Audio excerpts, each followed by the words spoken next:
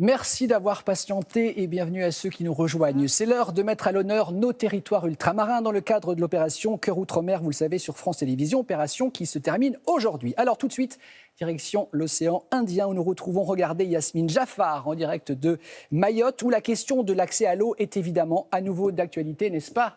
Bonjour Yasmine. Bonjour Damien. En effet, ici c'est assez compliqué pour la population, elle qui ne pensait plus revivre la crise de l'eau de 2017. Alors certaines voix s'élèvent. Pourquoi ? C'est aux Mahorais de subir les conséquences, pointant ainsi du doigt la mauvaise gestion des autorités en charge de l'eau dans le département. Les travaux prévus suite à la première crise n'ont jamais été réalisés. Pourtant, c'était un engagement et même une nécessité afin d'améliorer les installations vieillissantes qui occasionnent quelquefois des pertes importantes de la ressource suite à des fuites. L'autre réalité du département, elle est démographique. Selon l'INSEE, il y a 256 000 habitants à Mayotte, lorsque tous les indicateurs montrent qu'il y a entre 400 et 500 000 personnes qui vivent sur le territoire. Mais au-delà de la responsabilité des autorités, certaines pratiques participent également à la dégradation des ressources en eau, raison pour laquelle certaines associations mènent des actions de sensibilisation auprès des jeunes notamment, comme vous allez le voir dans ce reportage d'Anastasia Laguera et Maolida Bouanaïri. Au nord de l'île se cache une des rares communes épargnées par les coupures d'eau que connaît Mayotte, M'Tsangamouji.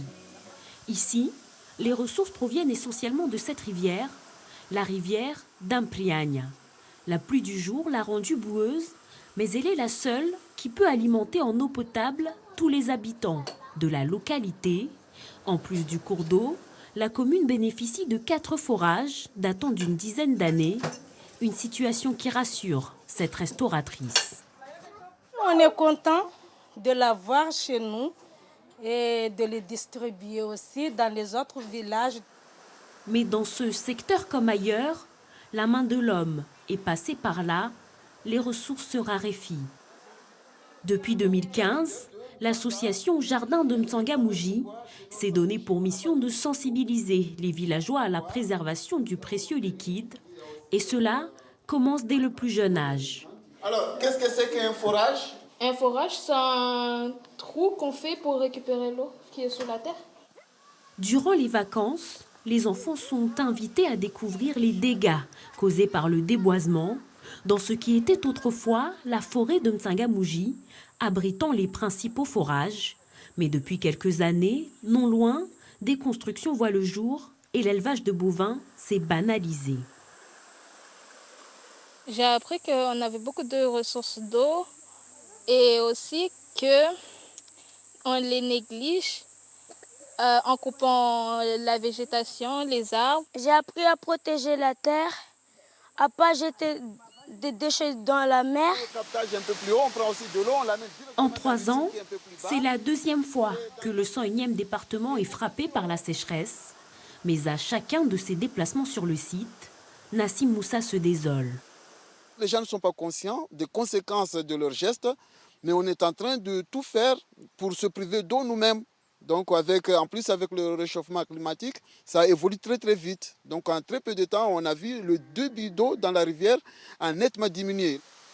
Ce jour-là, l'association aura réussi son pari, celui d'inculquer à la jeune génération mahoraise une conscience environnementale dans une île particulièrement exposée aux enjeux écologiques. Au-delà des actions pour préserver la ressource, où en est-on, Yasmine, en ce moment à Mayotte, sur cette crise de l'eau qui frappe l'île depuis plusieurs mois maintenant ? Alors Damien, depuis cette semaine, on assiste à un durcissement des restrictions. Les coupures d'eau nocturnes ont laissé place à des coupures d'eau de 24 heures. Certes, il pleut de temps en temps, mais les précipitations n'ont pas permis le remplissage, mais seulement une stabilisation des 2 retenues collinaires. Alors il n'y a pas de remède miracle, à part espérer une saison des pluies très abondante et bien entendu la responsabilité de chacun afin d'éviter toute pénurie dans le 101e département.